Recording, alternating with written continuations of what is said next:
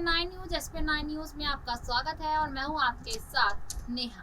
आपको बता दें, इस साल के अंत में गुजरात और हिमाचल का चुनाव है और यहां पर गुजरात चुनाव के ऊपर सब तमाम पार्टियों की नजरें टिकी हुई है। इस बीच आपको यहां पर बता दें कि गुजरात में आम आदमी पार्टी की एंट्री तो हो चुकी है, लेकिन यहां पर तमाम विपक्षी पार्टियां इस चीज का इंतजार कर रही हैं कि आखिरकार गुजरात से आम आदमी पार्टी को कैसे बाहर निकाला जाए। आपने देखा ही होगा कि कितने दिनों से यहाँ अरविंद केजरीवाल लगातार गुजरात के दौरे पर चल रहे हैं। पहले वो अहमदाबाद के दौरे पर थे।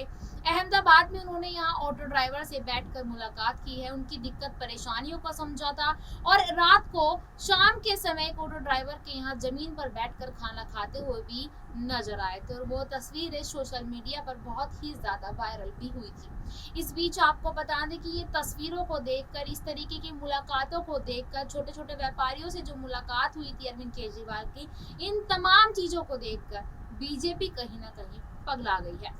हम ऐसा इसलिए आपको कह रहे हैं क्योंकि यहाँ पर 27 साल से बीजेपी राज कर रही थी गुजरात में, लेकिन अब बीजेपी को छोटा मोटा धक्का तो लगने ही लगा है कि क्या आम आदमी पार्टी उनकी कुर्सी को हिला देगी। और देखिए, यहाँ पर आपको ये भी बता दें कि अगर गुजरात चुनाव से इस बार बीजेपी की कुर्सी जाती है तो 2024 से सीधे सीधे उनको एक धक्का लग सकता है।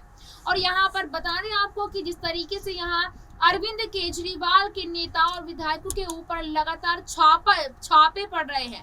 पहले देखा गया था कि अरविंद केजरीवाल की नीतियों पर सवाल उठाए गए थे, उनके ऊपर आरोप लगाए गए थे, स्वास्थ्य नीति, शराब नीति, तमाम नीतियों को लेकर। उसके बाद यहाँ मनीष सिसोदिया जो कि दिल्ली के डिप्टी सीएम है, उनके ऊपर भी यहाँ आरोप लगाए गए थे और इसी के साथ उनका पर्सनल बैंक लॉकर पर छापा पड़वाया गया था।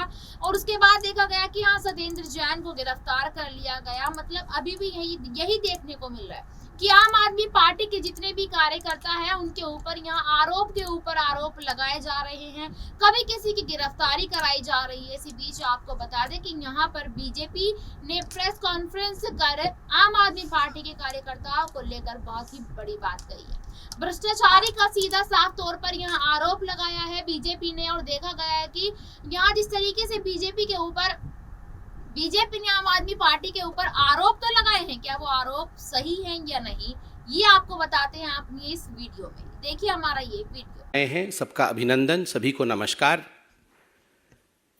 अन्ना हजारे जी ने सही कहा था कि अरविंद केजरीवाल जी के दिमाग पे पावर चढ़ गया है और चिट्ठी लिख करके अन्ना हजारे जी ने ये बात पूरे हिंदुस्तान को बताई थी। आज जिस प्रकार की भाषा और जिस प्रकार की झूठी बातों का भाषण और उसका पुलिंदा अरविंद केजरीवाल ने अपने एक बैठक में रखा है, वो अपने आप में अन्ना हजारे जी की इन बातों को चरितार्थ करता है, उसे सत्य कहता है।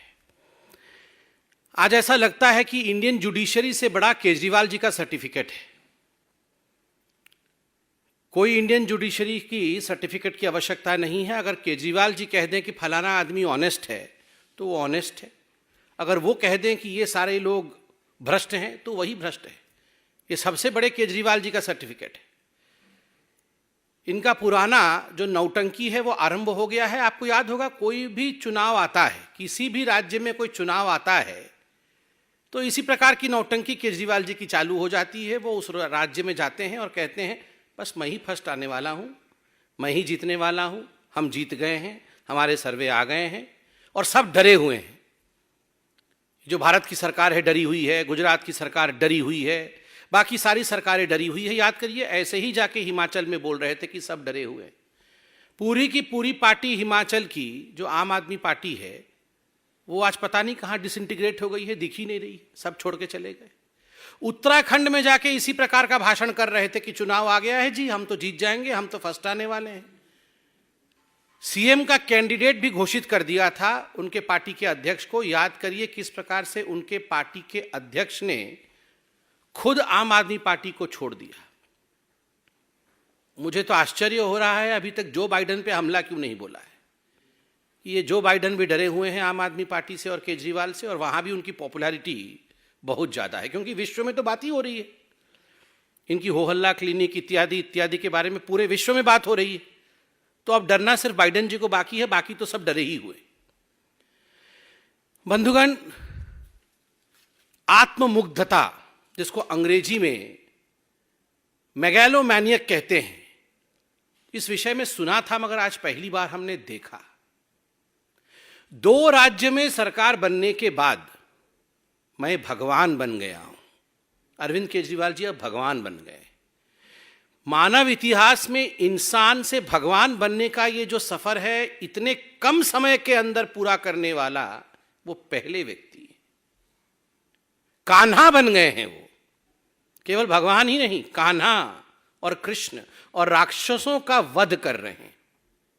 एक्साइज चोरी करने वाला,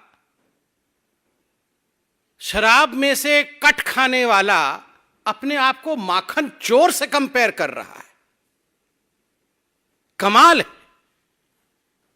इस लेवल का मेगैलोमैनिक एटीट्यूड हमने किसी भी नेता, अरे महात्मा गांधी जिन्होंने हिंदुस्तान को आजाद कराया, उन्होंने कहा मैं हिंदुस्तान का सेवक हूं, वो साधारण व्यक्ति बने रहे। 18 राज्यों में हमारी सरकार, हम कहते हैं कि हम लोग सेवक हैं, जनता जनार्दन है, भगवान कोई है तो वो जनता है। और यहां केजरीवाल जी कान्हा बन गए, भगवान बन गए। वाह। ये अमानतुल्लाह खान, अभी मैं टीवी में देख रहा था कि जब इनके घर में रेड हुई तो बदसलूकी की गई। जो लोग आए थे अधिकारी, उनके साथ मार पिटाई इत्यादि बदसलूकी की गई। उनके घर से हथियार भी बरामद हुए, ये मीडिया वाले दिखा रहे हैं। लाखों रुपए बरामद हुए, यह भी मीडिया में चल रहा है। और ये कान्हा है, ये अमानतुल्लाह खान कान्हा है। ये ताहिर हुसैन, जो इनका काउंसलर, अपने घर के छत के ऊपर जिसने बम रखे थे, जिसने अपने घर के ऊपर पेट्रोल बम रख करके लोगों की हत्याएं में जिसकी साजिश थी, वो संविधान को बचाने का काम कर रहा था। ये भगवान है। मुझे आश्चर्य होता है कि आज अरविंद केजरीवाल ने कहा कि हम ईमानदार, कट्टर ईमानदार लोग हैं। इतिहास में सबसे कम समय के अंदर अगर किसी सरकार में सबसे ज्यादा मंत्रियों को भ्रष्टाचार के आरोप के कारण इस्तीफा देना पड़ा हो तो अरविंद केजरीवाल की पार्टी की है।